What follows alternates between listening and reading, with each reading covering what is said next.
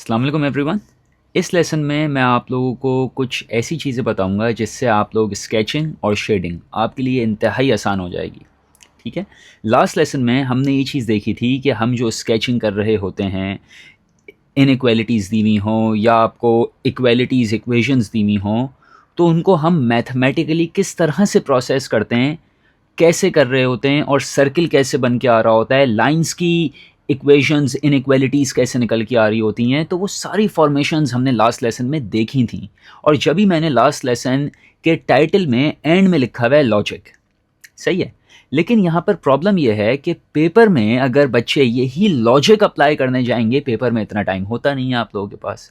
अब अगर आप वो मैथमेटिकल प्रोसीजर्स, वो लॉजिक्स लगाने पर आएंगे, एक एक को प्रॉपरली सॉल्व करके उनको उनकी इक्वेशंस इनइक्वालिटीज़ को ड्राइव करेंगे, फिर रिकग्नाइज करेंगे कि अच्छा ये सर्किल है, अच्छा ये तो लाइन है, बहुत टाइम आपका कंज्यूम हो जाएगा।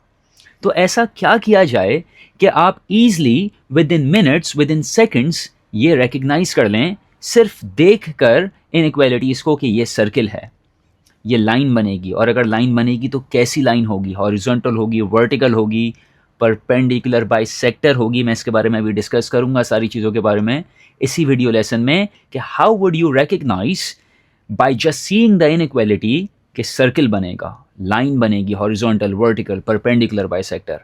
और आपने डायरेक्टली रिकग्नाइज करके बस स्केचिंग स्टार्ट कर देनी होगी, क्योंकि मार्किंग स्कीम में भी अगर आप लोग देखें तो उस मैथमेटिकल प्रोसेस, उस प्रोसीजर के नंबर नहीं होते। So you just need to recognise and sketch and then shade. तो चलिए स्टार्ट करते हैं।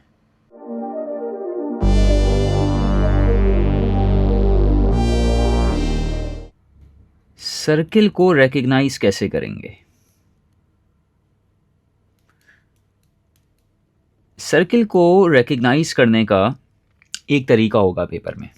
वो तरीका मैं अब आपको सिखाऊंगा। वो तरीका ये है कि आपने ये फॉर्म रिकग्नाइज करनी होगी कि आपके पास इस तरह की फॉर्म अगर लिखी हुई हो, कॉम्प्लेक्स नंबर लिखा होगा यहाँ पर, इसकी अभी एग्जांपल्स भी करवाऊंगा, and it will be less than and equal to some constant value. इसके अभी कुछ एग्जांपल्स भी लिखवा के बिल्कुल सही से स्केच करवा के एक एक चीज़ सिखाऊंगा। ठीक है। तो आपने ये देखना है कि अगर आपके पास ये फॉर्म अगर आपको नज़र आए, you have z with one complex number और एक कांस्टेंट अगर मौजूद है राइट साइड पे, हमेशा सर्किल बनेगा। अब इसमें और क्या चीज़ें हैं? इसमें ये चीज़ें हैं कि ये जो कॉम्प्लेक्स नंबर यहाँ होगा, ये माइनस साइन बहुत क्रिटिकल है, हमेशा माइनस की फॉर्म में ही होगा। अगर माइनस नहीं हुआ, एग्जामिनर ने अगर प्लस दिया हुआ होगा, तो आप माइनस साइन लिखेंगे वहाँ पर और कॉम्प्लेक्स नंबर को उसी तरीके से अरेंज करेंगे। एक मिनट दें, ये कैमरा थोड़ा सा ख़राब हो रहा है।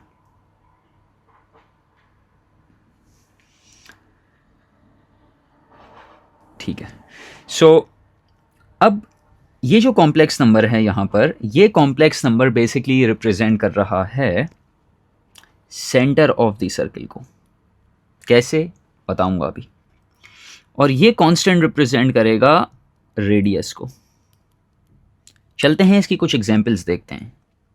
एग्जांपल नंबर 1, अगर फॉर इंस्टेंस एग्जामिनर ने आपको दिया z minus 2 may be -3i less than and equal to may be 2। इसका मतलब क्या है? मैं इसको ऐसे लिख सकता हूं, z माइनस साइन आपने यहां पर कॉमन आउट किया, फैक्टराइज किया -1 को, तो आपके पास बेसिकली यहां पर जनरेट होगा 2 plus 3i less than and equal to 2। इसका मतलब ये है कि आपके पास ये 2 और ये 3 are the coordinates of the centre of the circle. ये 2 और 3 will be the coordinates of the center of the circle, right? और ये वाला जो 2 है, this will be the radius। बनाएंगे कैसे इसको? बहुत आसान है इसको बनाना। y एक्सिस एक्स एक्सिस, आपने यहाँ पर मार्किंग्स की 1 2 3 4 5, 1 2 3 4, -1 -2 -3 -4, और यहाँ पर भी 1 2 3 माइनस में आपने सारे मार्किंग्स कर दी। मार्किंग्स करने के बाद 2 1 2 and 1 2 3 will be somewhere around hair. ठीक है, रेडियस 2 है, इसका मतलब मुझे सिंगल यूनिट डबल यूनिट ऊपर जाना है, डबल यूनिट्स राइट पे जाना है, डबल यूनिट्स लेफ्ट पे जाना है, एंड डबल यूनिट नीचे आना है। हर जगह पे मुझे 2 2 का जो है 2 2 यूनिट्स का रेडियस लेना है। अगर मैं एक्सट्रीम साइड्स पे चलूँगा, राइट लेफ्ट अप डाउन, तो मेरे लिए बहुत आसान हो जाएगा, मेरे पास सारे ये पॉइंट्स आ जाएंगे। ठीक है, और इन पॉइंट्स को मैं अब सीधा सीधा जो है वो मैच करके ईजिली सर्किल ड्रॉ कर सकता हूँ। And in the end what you will do is you will just erase all these unnecessary lines जो कि आपको नहीं चाहिए, और आपके पास आसानी से ये सर्किल निकल के आ गया, जिसमें ये सेंटर को आपने लेबल कर देना होगा। तो आप लेबल कर देंगे 2 + 3i, सेंटर पॉइंट को आप लेबल कर देंगे, और चाहें तो रेडियस को भी लेबल कर दें विच इज़ 2, लेकिन ये मैं रेकमेंड नहीं करूँगा क्योंकि सवाल में मज़ीद लाइंस वगैरह बन रही होती हैं, तो बेहतर ये है कि मेंशन अलग से कर दें तो ज़्यादा अच्छा है। आप यहाँ पर अलग से इसको भी ना ही लिखें तो बेहतर है, आप इसको अलग से यहाँ पर जैसा आपने मेंशन किया हुआ है एग्जामिनर के लिए आप मेंशन कर दें कि सेंटर इज़ एट 2,3। ठीक है, या फिर आप 2 + 3 आयोटा भी लिख सकते हैं, और रेडियस एग्जामिनर के लिए मेंशन कर दें 2, तो एग्जामिनर आपको नंबर दे देगा। ठीक है, क्योंकि इसमें मज़ीद लाइंस, दूसरी लाइंस और हॉरिजॉन्टल लाइंस, वर्टिकल लाइंस, ये सारी चीज़ें मज़ीद दूसरी इनइक्वालिटीज़ के साथ बन रही होती हैं, जिसको अभी आगे डिस्कस करेंगे। तो देखा आपने कितना आसानी से हमने यहाँ पर सर्किल ड्रॉ कर लिया। अच्छा, एक और एग्जाम्पल देता हूँ। लाइक फॉर इंस्टेंस आपको अब एग्जामिनर ने यहाँ पर दिया सिर्फ z और कुछ भी नहीं दे रहा, less than and equal to 1, या कुछ भी 3, कुछ भी ले सकते हैं आप, फिलहाल मैं 1 ले रहा हूँ, यह आपको एग्जामिनर प्रोवाइड करेगा। अब बच्चे यहाँ पर बोलेंगे यहाँ तो सिर्फ z दिया हुआ है, आगे तो और कुछ है ही नहीं। बिल्कुल है, आपको दिख नहीं रहा। z - 0 + 0 आयोटा लिख सकता हूँ मैं, बिल्कुल लिख सकता हूँ। लिखना बेवकूफ़ी है, लेकिन सिर्फ लिख के समझा रहा हूँ कि अगर कुछ नहीं होता तो 0 होता है, तो जब कुछ नहीं होता तो 0 होता है, तो 0 तो ओरिजिन होता है। तो 0 जब ओरिजिन होता है तो मुझे पता चल गया कि अब जो मेरा सेंटर है वो 0,0 पर है। तो सेंटर अब जो है वो 0,0 पर है, और जो रेडियस है दैट इज जस्ट 1। तो अब मैं बेसिकली यहाँ पर क्या करूँगा कि मैं यहाँ पर y एक्सिस और x एक्सिस ड्रॉ करने के बाद यहाँ पर जो सेंटर पॉइंट होगा वो आपका ओरिजिन पर होगा, और आप ओरिजिन से 1 unit right, 1 unit left, 1 unit top, 1 unit bottom पे जाके मार्किंग्स करेंगे, और बिल्कुल तरीके से यहाँ पर एक सर्किल ड्रॉ कर देंगे, एंड दैट्स इट। आपको ये बीच की जो लाइंस नहीं चाहिए उनको आप इरेज कर दें। These are none of my concern, ये तो सिर्फ समझाने के लिए बना रहा हूँ, ये आपको चाहिए थोड़ी, आपको तो सिर्फ एक सर्किल चाहिए। तो हम 1 यूनिट पे 1 यूनिट यहाँ पर, 1 यूनिट यहाँ पर, 1 यूनिट यहाँ पर, और 1 यूनिट यहाँ पर लेकर 4 पॉइंट्स मार्क करके सर्किल बना देंगे। ठीक है, एक एग्जाम्पल और करवाता हूँ।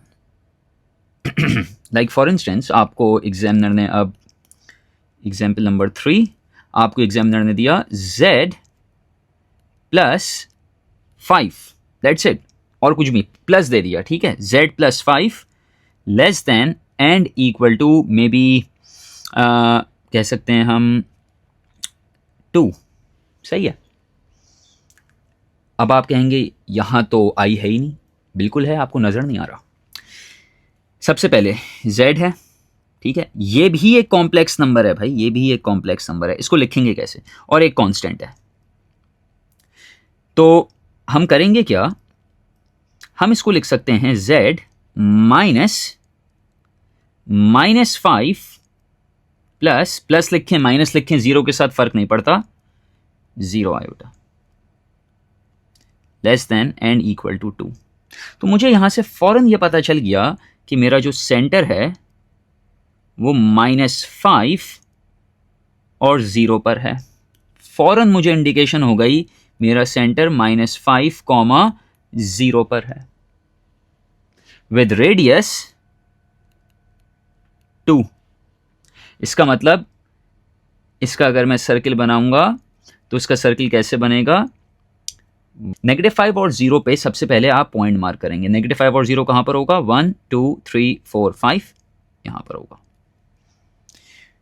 रेडियस 2 है, इसका मतलब ऊपर आपने 2 यूनिट्स ऊपर जाना है, 2 यूनिट्स आपने नीचे जाना है, 2 यूनिट्स आपने राइट पे जाना है, 2 यूनिट्स आपने लेफ्ट पे जाना है।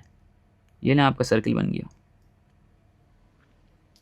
कितना आसानी से हम ईजिली स्केचिंग कर रहे हैं just by looking at the given inequality, and this is how you recognize and sketch a circle. Shading पे थोड़ी देर में आएंगे। नेक्स्ट पार्ट पे चलते हैं, recognizing lines.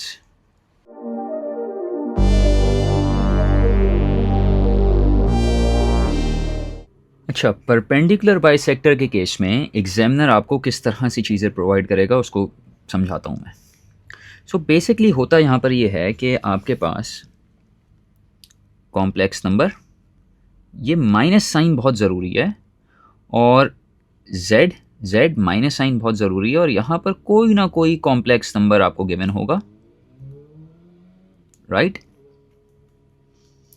और साथ ही साथ में less than and equal to एक और मॉडुलस के साथ कॉम्प्लेक्स नंबर माइनस एक दूसरा कॉम्प्लेक्स नंबर भी गिवन होगा यहाँ पर।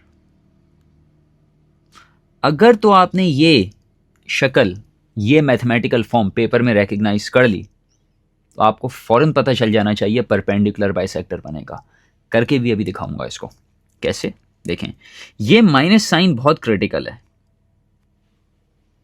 अगर ये पूरा माइनस साइन ना लगा हुआ हो तो आप -1 कॉमन लेके कॉम्प्लेक्स नंबर बना लीजिएगा, माइनस साइन को बाहर कॉमन आउट करके, क्योंकि जब माइनस साइन बाहर कॉमन आउट होगा तो अंदर जो नंबर बनेगा उससे आप पॉइंट मार्क करेंगे। बताता हूं कैसे। तो हमें अगर ये फॉर्म आपको कहीं भी नज़र आए जिसमें आपके पास इस तरह से 2 कॉम्प्लेक्स नंबर्स मैंशनड हो, 2 z मैंशनड हो, यहाँ पर मैं देख सकता हूँ 2 z मैंशनड हैं, ठीक है, तो हमेशा परपेंडिकुलर बाइसेक्टर बनेगा। आए इसकी एग्जांपल्स देखते हैं। एग्जांपल नंबर 1, फॉर इंस्टेंस आपके पास लिखा हुआ है z -2 less than and equal to सिर्फ z, मे बी z, सिर्फ z लिखा हुआ है। चलें, अब बाज़ बच्चे बोलेंगे यहाँ पर तो कॉम्प्लेक्स नंबर हमें नज़र ही नहीं आ रहे, आपने तो कहा था z के साथ कॉम्प्लेक्स नंबर होना चाहिए। कुछ बच्चों को असल में आदत होती है आंखें खोल के सोने की। अगर आप लोग यहाँ पर आंखें खुली रखने के साथ साथ दिमाग को भी अपना खोलें और फोकस करें ज़रा यहाँ पर, तो आपको कॉम्प्लेक्स नंबर दिखेगा। सो z माइनस कॉमन लिया 2 + 0 आयोटा लिख सकता हूँ, बिल्कुल लिख सकता हूँ, less than and equal to, और यहाँ पर z -0 + 0 आयोटा लिख सकता हूँ, बिल्कुल लिख सकता हूँ। अच्छा, ये अभी सिर्फ शुरू में लिख के दिखा रहा हूँ, आप जब इसकी प्रैक्टिस करेंगे आपको आदत हो जाएगी, आपको खुद ही पता चल जाएगा अच्छा हाँ ये तो ऐसे हो रहा है, ठीक है। जिस बच्चे ने भी डायरेक्टली -2 लेकर पॉइंट प्लॉट कर दिया उसको 0 मिल जाएगा, कर ही नहीं सकते ऐसे। तो आपने करना ये है, अब जब आपने ये कर दिया तो आपको पता चल गया कि भाई एक पॉइंट तो ये रहा, दूसरा पॉइंट ये रहा। आपने बिल्कुल तमीज़ से y एक्सिस बनाया, आपने x एक्सिस बनाया, यहाँ पर मार्किंग्स करी 1 2 3 4 5, -1 -2 -3 -4, 1 2 3 4, -1 -2 -3 -4, राइट। 2 + 0 आयोटा कहाँ होगा? बहुत आसान है, x एक्सिस पे 2 लेना है, y पे 0 लेना है, तो पॉइंट कहीं यहाँ पर आएगा, इस जगह पे। इसका कलर चेंज कर देते हैं, यहाँ पर आएगा, राइट। और एक पॉइंट 0,0 तो जाहिर सी बात है ओरिजिन है, यहाँ पर होगा। अब आपके पास ये 2 पॉइंट्स आ गए, ये पहला पॉइंट है, ये दूसरा पॉइंट है। परपेंडिकुलर बाइसेक्टर का रूल होता है कि परपेंडिकुलर बाइसेक्टर इक्वल डिस्टेंस पे 90 डिग्री के एंगल पे बनता है हमेशा। इन दोनों पॉइंट्स का इक्वल डिस्टेंस ये है, तो इसका मतलब यहाँ पर अब जब हम लाइन बनाएंगे तो वो लाइन कैसे बनेगी, वो लाइन बिल्कुल यहाँ से ऐसे सीधी गुजरेगी and that's it, this is your perpendicular bisector. हमने कितना आसानी से सिर्फ इनइक्वालिटी को देखते हुए रिकग्नाइज कर लिया कि हाँ ये तो परपेंडिकुलर बाइसेक्टर बन रहा है। अच्छा, अगर आप गौर करें तो ये इक्वेशन जो बनेगी, ये इक्वेशन तो बनेगी x इक्वल टू 1 की। एक काम करता हूँ, इसको जल्दी से सॉल्व करवा के ये चीज़ प्रूफ भी करके दिखाता हूँ, जो हमने लास्ट लेसन में कर चुके हैं हम लोग, लेकिन अभी फिर भी इसको ओपन करके प्रूफ भी करके दिखाता हूँ कि यस परपेंडिकुलर बाइसेक्टर ही बन रहा है। ये z की जगह पे x प्लस वाई आयोटा लेंगे, -2 less than n equal to z की जगह पे x प्लस वाई आयोटा लेंगे, राइट। x रियल पार्ट है, -2 भी रियल पार्ट है, साथ अरेंज कर दें, x -2 plus y iota less than n equal to x plus y iota, and then modulus का फॉर्मूला ओपन कर दें। So real part whole squared plus imaginary part whole squared less than n equal to real part whole square imaginary part whole square, right. अच्छा, इसको जब हम दोनों साइडों पे स्क्वायर लेंगे तो हमारे पास जाहिर सी बात है रूट्स कैंसिल आउट हो जाएंगे। जब रूट्स कैंसिल आउट हो गए, इसको ओपन करें, x square -4x plus 4 plus y square less than and equal to x square plus y square, और आंखें खोल के देखें, एक्स स्क्वायर से एक्स स्क्वायर कट गया, वाई स्क्वायर से वाई स्क्वायर कट गया, एंड देन अगर इसको मैं सॉल्व करने पे आऊँ तो मेरे पास रिजल्ट क्या जनरेट होगा, इट विल बी -4x, ये 4 वहाँ शिफ्ट कर दें, less than n equal to -4, minus से माइनस साइन कट जाएगा, इनइक्वालिटी रिवर्ट हो जाएगी, and then x is greater than n equal to 1, and that's it. हमारे पास ईजली ये निकल के आ गई है लाइन, देख सकते हैं आप, ठीक है। शेडिंग कैसे होगी कैसे नहीं होगी ये अभी थोड़ी देर बाद एक्सप्लेन करूंगा, लेकिन आपको अभी फ़िलहाल रिकग्नाइज करके ये बता रहा हूँ कि किस तरह से आपने पेपर में करना है। एक और एग्जांपल इसकी देखते हैं। इसकी एक और एग्जांपल अगर मैं करवाऊँ, लाइक फॉर इंस्टेंस आपको एग्जामिनर ने प्रोवाइड किया z -2i less than n equal to z -1 -i, ये एग्जामिनर ने प्रोवाइड किया हुआ है, ठीक है। अब देन अगेन आपको ये देखना है भाई, एक z यहाँ पर है, एक z यहाँ पर है, एक कॉम्प्लेक्स नंबर यहाँ पर है, एक कॉम्प्लेक्स नंबर यहाँ पर है, परपेंडिकुलर बाइसेक्टर ही बनेगा। आपको कोई भी मैथमेटिकल प्रोसीजर से गुजरने की ज़रूरत नहीं है। यहाँ पर आपने सीधा सीधा एक काम ये करना है कि आपने इसको रिकग्नाइज कर लिया परपेंडिकुलर बाइसेक्टर है, तो हम करेंगे क्या, इसको अभी फ़िलहाल आपकी समझ के लिए पूरा लिख के दिखा रहा हूँ। इसको हम लोग लिख सकते हैं 0 + 2 आयोटा, क्योंकि हमने यहाँ पर माइनस साइन कॉमन आउट कर लिया है, so minus plus will then again give you a minus, तो हमें 0 + 2 आयोटा लिखना है, right, less than n equal to, इसको हम लोग लिख सकते हैं -1 + आयोटा। ये वापस माइनस साइन से खुलने के बाद यही चीज़ बनेगी, तो हमने मैथमेटिकली कोई भी चीज़ ख़राब नहीं की है। तो हम देख सकते हैं यहाँ पर हमारे पास पहला पॉइंट आ गया, दूसरा पॉइंट आ गया। मैं फिर बार बार बोल रहा हूँ, ये माइनस साइन बहुत क्रिटिकल होता है, इसको कॉमन आउट करके पॉइंट निकालना होगा आपने, ठीक है। अब जब आपके पास पॉइंट्स आ गए, तमीज़ से वाई एक्सिस बनाएं, तमीज़ से एक्स एक्सिस बनाएं, 1 2 3 4 5, -1 -2 -3 -4 -5, देन 1 2 3 4 -1, थोड़ा सा सही से बना लेते हैं, -1 -2 -3 -4, and then you just need to plot the points. कैसे करेंगे, 0 2 कहाँ होगा, यहाँ होगा, राइट। 1 1 कहाँ पर होगा, it will be somewhere here. अब इन दो पॉइंट्स का परपेंडिकुलर बाइसेक्टर कैसे बनेगा, इन दो पॉइंट्स का परपेंडिकुलर बाइसेक्टर कैसे बनाएंगे, बहुत आसान है। इन दो पॉइंट्स का परपेंडिकुलर बाइसेक्टर जाहिर सी बात है कहीं यहाँ से ऐसे गुजर रहा होगा, इक्वल डिस्टेंस पे होगा, यहाँ से और यहाँ से इक्वल डिस्टेंस पे होगा, ठीक है, यहाँ से गुजर रहा होगा जो कि इक्वल डिस्टेंस पे होगा।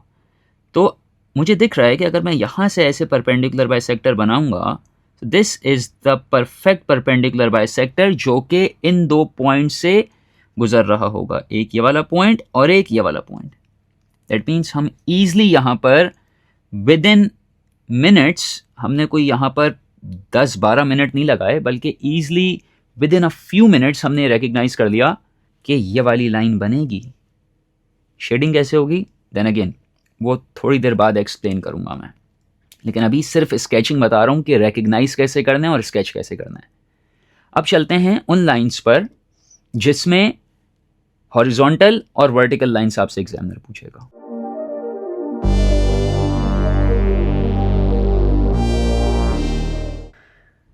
अच्छा, अब वर्टिकल एंड हॉरिजॉन्टल लाइंस में बेसिकली किस तरह से चीज़ें कर रहे होते हैं, आपको एग्जामिनर क्या प्रोवाइड करता है सबसे पहले ये देखते हैं। एग्जामिनर आपको या तो real part of z provide करेगा, is less than and equal to may be 3, कुछ भी दे सकता है आपको, कोई भी एग्जाम्पल दे रहा हूँ मैं आपको। तो रियल पार्ट ऑफ z होता क्या है, z होता है x plus y i, right, less than and equal to 3। क्योंकि आपको सिर्फ रियल पार्ट पे फोकस करना है, रियल पार्ट पे फोकस करना है, इसका रियल पार्ट x है, तो इसका मतलब ये हो जाएगा x is less than and equal to 3। तो हमें फ़ौरन पता चल गया कि यहाँ पर जो लाइन बनेगी वो 1 2 3, वो 3 पे जाके लाइन बनेगी इस तरह से। इसका कलर चेंज कर देते हैं, यहाँ जाके ऐसे लाइन बनेगी इसकी, ठीक है। शेडिंग कैसे होगी वो बात की बात है।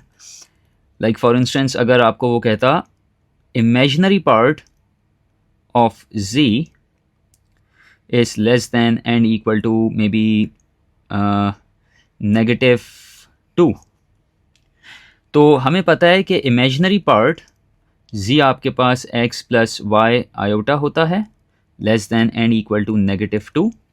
तो इमेजिनरी पार्ट पे फोकस करना है, इमेजिनरी पार्ट y होगा, so y is less than and equal to -2। इसका मतलब अगर मैं इसको देन अगेन स्केच करने पे आऊँ तो अगर आप कुछ लाइंस यहाँ पर इस तरह से बनाएंगे तो y -2 कैसे होगा, इस तरह से, दैट्स इट। क्योंकि हमें ये चीज़ पता है कि x equal to some value की लाइंस हमेशा वर्टिकल होती हैं and y equal to some value की लाइंस हमेशा हॉरिजॉन्टल होती हैं। तो हमने जैसे यहाँ पर 3 पे लाइन बनाई और यहाँ पर -2 पे लाइन बनाई, ठीक है। अच्छा, स्केचिंग कैसे होगी, कैसे करेंगे, उस सब बात की बातें हैं, थोड़ी देर में डिस्कस करेंगे उनको। अच्छा, अब ये करते हैं कि अगर फॉर इंस्टेंस आपको किसी एंगल पे लाइंस स्केच करनी हो,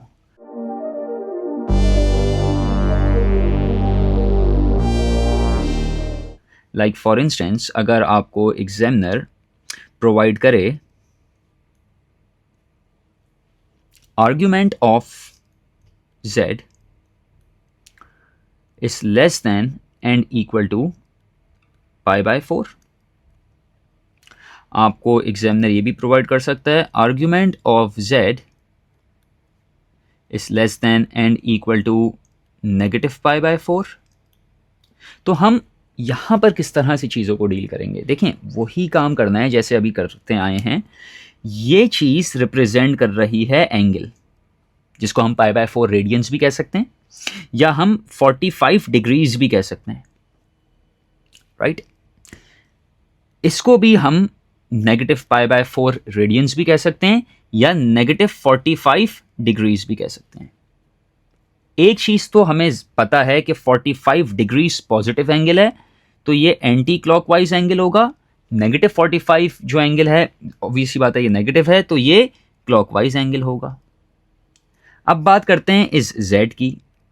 मैंने अभी थोड़ी देर पहले एक चीज़ बताई थी कि इस z के साथ कोई ना कोई कॉम्प्लेक्स नंबर होगा लाजमी, ठीक है। तो अगर हम इस z को ऐसे लिख दें, z - 0 + 0 आयोटा, लिख सकते हैं, बिल्कुल लिख सकते हैं। इसका मतलब इनिशियल पॉइंट आपका 0,0 ओरिजिन है, जहां से आपने π/4 रेडियंस पे एक लाइन ड्रॉ करनी है। इसका मतलब ये हुआ कि 0,0 आपके पास पॉइंट है और इस पे आपने 45 डिग्री पर रहते हुए लाइन ड्रॉ करनी है। और 45 डिग्री का मतलब क्या होगा यहाँ पर, अगर मैं इसको मजीद मैथमेटिकली एक्सप्लेन करूं, 45 डिग्री का मतलब होगा 1 1 2 2, इस तरह से वो लाइन बनी हुई होगी। 3 पे 3 होगा, 3 पे 3 होगा। इसका मतलब वो बेसिकली लाइन आपकी y = x की लाइन होगी।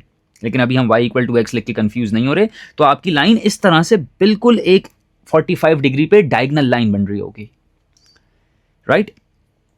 अच्छा, और ये आपके पास हम देख सकते हैं ये पॉजिटिव 45 डिग्रीज बन रहा है, एंटी क्लॉकवाइज 45 डिग्रीज बन रहा है। सेम चीज़ अगर हम यहाँ पर देखें नेगेटिव के केस में, तो आर्ग्यूमेंट z - 0 + 0 आयोटा लिख सकते हैं। ये हमारे पास पॉइंट है, लेस देन n = -π/4। अगर हम देन अगेन यहाँ पर y एक्सिस और x एक्सिस ड्रॉ करें तो हमें पता है कि ओरिजिन पॉइंट होगा, जैसे यहाँ आपके पास ओरिजिन पॉइंट है। और अब जो लाइन बनेगी वो इस तरह से बनेगी। इसका मतलब ये एंगल अब आपके पास बेसिकली -45 डिग्रीज को रिप्रेजेंट कर रहा होगा। तो लाइन बेसिकली कहाँ होगी, 1 पे -1, 2 पे -2, इस तरह से लाइन आपकी बन रही होगी। यहाँ पर 3 पे यहाँ -3 होगा। तो इस तरह से आप लाइन बनाएंगे इसको, ठीक है। लेकिन हमेशा इतने सिंपल केसेस तो आते नहीं हैं। आपके पास z के साथ कोई ना कोई कॉम्प्लेक्स नंबर जुड़ा हुआ हो सकता है। लाइक फॉर इंस्टेंस मैं इसकी एक एग्जांपल आपको देता हूं कि फॉर इंस्टेंस आपको एग्जामिनर यहां पर ये प्रोवाइड करे, argument of z - u less than n = may be -π/4, ठीक है। और वो आपको u की वैल्यू प्रोवाइड कर रहा है -1 - आयोटा। यहां पर रिप्लेस करते हैं, argument of z minus sign यहां ऐसे ही आ गया और ये u की जगह पे -1 - आयोटा आ गया, राइट? Less than n = -π/4। ये माइनस साइन बहुत ज़्यादा ज़रूरी है, इस चीज़ को प्लीज़ लाइटली नहीं लीजिएगा, ठीक है। माइनस साइन के पूरे के साथ जो चीज़ होती है वो आपका कॉम्प्लेक्स पॉइंट होगा और वहीं से आप स्टार्ट करेंगे चीज़ों को। तो अगर आप इसको बनाने की कोशिश करें तो हमें पता है ये हमारा पॉइंट है जहाँ से हमें स्टार्ट करना है, ठीक है। तो हम y एक्सिस ड्रॉ करेंगे, हम x एक्सिस ड्रॉ करेंगे। यहाँ पर इसको प्रॉपरली मार्क कर देते हैं, 1 2 3 -1 -2 -3 -4 -1 -2 -3 -4। अच्छा, -1 - आयोटा होगा कहाँ पर? -1 - आयोटा होगा -1 एंड -आयोटा यहाँ कहीं होगा, राइट? अब आपको इस जगह से -π/4 प्लॉट करना है। -π/4 हम प्लॉट ऐसे करेंगे, बहुत बहुत ईजी है, कोई मुश्किल, कोई रॉकेट साइंस नहीं है यहाँ पर। हम इसको ऐसे प्लॉट करेंगे कि हमें पता है कि यहाँ पर अगर हम एक लाइन इस तरह से ड्रॉ करें तो यहाँ से ये वाला एंगल, सॉरी, यहाँ से अगर हम एक हॉरिजॉन्टल लाइन ड्रॉ करें, क्योंकि एंगल्स आपके पास हॉरिजॉन्टल लाइन से ही बनते हैं, जाहिर है, ठीक है। या तो अगर हॉरिजॉन्टल लाइन से इस तरह एंगल बनेगा वो एंटी क्लॉकवाइज होगा, इस तरह बनेगा तो वो क्लॉकवाइज होगा, ठीक है। इमेजिनरी हमने एक हॉरिजॉन्टल लाइन ड्रॉ कर दी। अगर अब मैं यहाँ से इस तरह से चलूंगा तो ये पॉजिटिव π/4 होगा, लेकिन हमें तो ऐसे चलना नहीं है। हमें किस तरह से चलना है? हमें इस तरह से चलना होगा, इसका मतलब। और फिर आप जो ये वाली लाइन है इसको आप इरेज कर दें, क्योंकि this was just our imaginary line of reference and that's it. हमने ईजिली यहाँ पर -π/4 मतलब -45 डिग्रीज पे लाइन बना दी by using our initial point of -1 - iota, ठीक है। अच्छा, फॉर इंस्टेंस इसकी एक और मिसाल मैं आपको देता हूँ, उसके बाद फिर हमारी सारी स्केचिंग की जो चीज़ें हैं वो कवर हो चुकी हैं। हम फिर शेडिंग की तरफ चलेंगे और फिर लीस्ट वैल्यू की तरफ चलेंगे।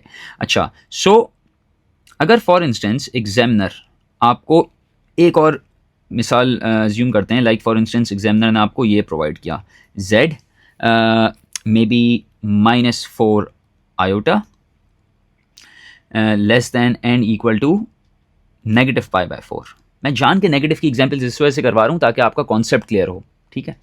अच्छा, अब देन अगेन हम क्या करेंगे, यहाँ पर एक y एक्सिस बना देंगे, एक x एक्सिस बना देंगे, मार्किंग्स करेंगे 1 2 3 4 1 2 3 4 -1 -2 -3 -4 -1 -2 -3 एंड -4, राइट। मुझे पता चल गया ये माइनस साइन तो लगा हुआ है।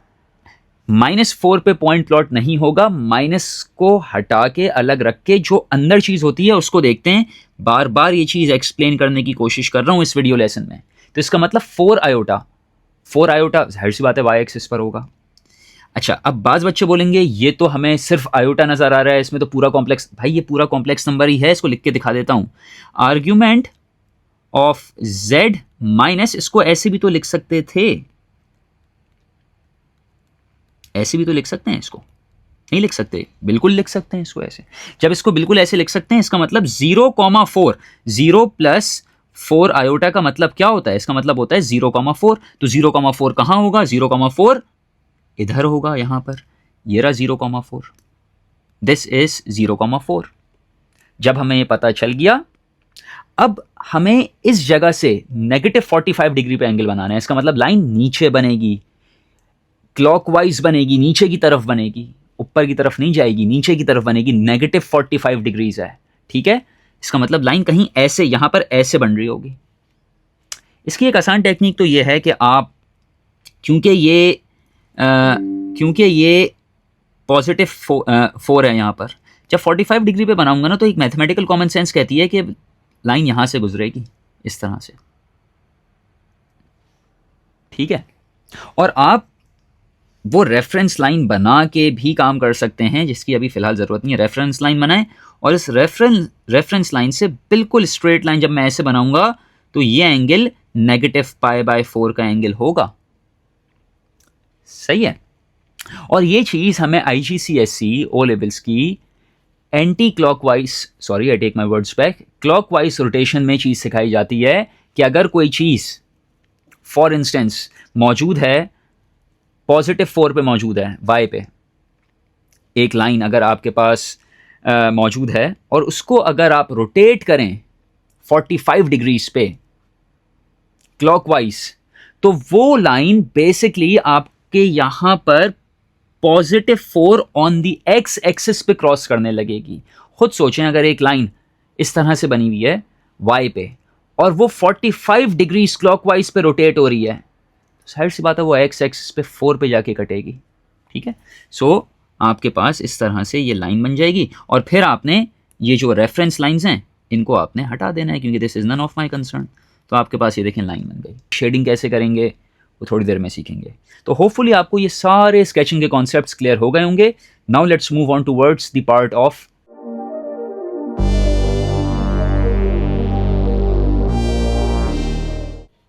अब हम लोग बात करेंगे शेडिंग की।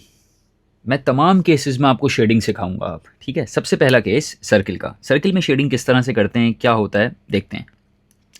सो हमने ये देखा कि आपके पास बेसिकली ये सेंटर है, ये रेडियस है, और ये आपके पास एक प्रॉपर एक सर्किल बन के आ रहा है, ठीक है। अब क्योंकि यहाँ पर ये साइड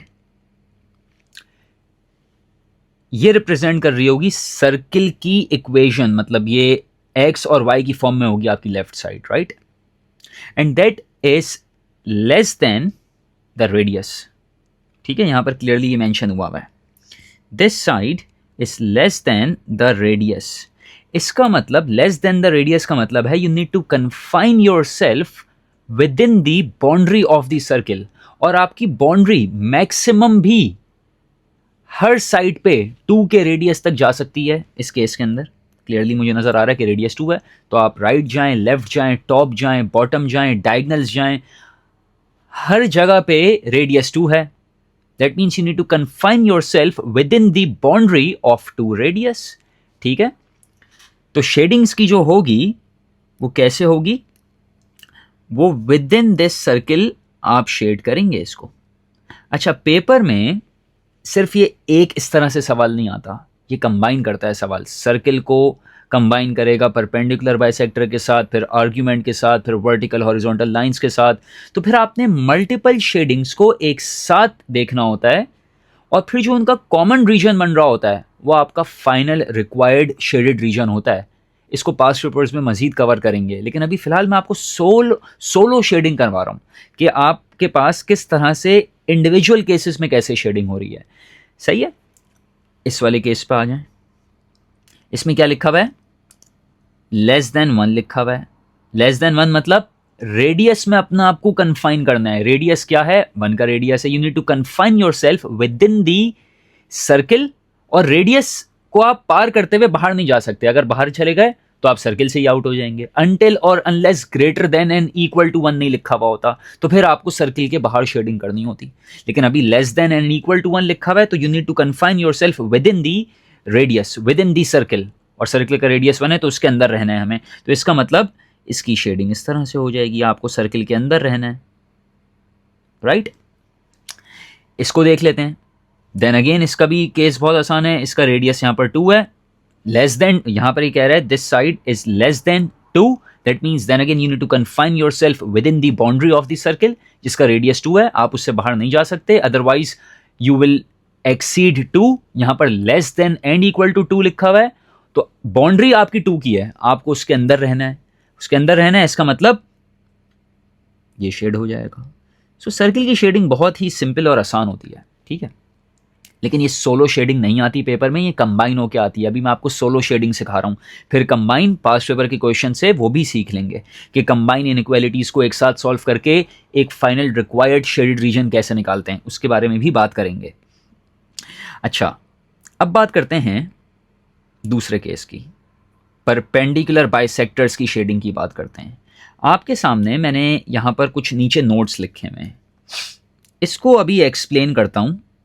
बहुत आसान जुबान में एक्सप्लेन करूंगा इस चीज़ को, लेकिन फर्स्ट ऑफ ऑल आप लोग वीडियो पॉज करके इस चीज़ को पहले एनालाइज कर लें कि क्या आपको परपेंडिकुलर बाइसेक्टर ड्रॉ करना आ गया। अगर तो आ गया तो आप शेडिंग पे चलते हैं। अच्छा, तो मैंने यहाँ पर एक कंडीशन ये लिखी हुई है और एक कंडीशन ये लिखी हुई है, ये हो less than and equal to हो या greater than and equal to हो, परपेंडिकुलर बाइसेक्टर की स्केचिंग पे कोई फर्क नहीं पड़ता। स्केचिंग वैसे ही होती है जैसे अभी थोड़ी देर पहले सिखाई थी, ठीक है। ये less than and equal to and greater than and equal to सिर्फ और सिर्फ शेडिंग रीजन डिफाइन करता है, स्केचिंग डिफाइन नहीं करता, ठीक है। अच्छा, तो आपने स्केचिंग तो कर ली। अब अगर फॉर इंस्टेंस आपको less than and equal to का सिंबल दे एग्जामिनर, तो इसको रीड कैसे करेंगे, z माइनस ए, या आपके पास बेसिकली a है।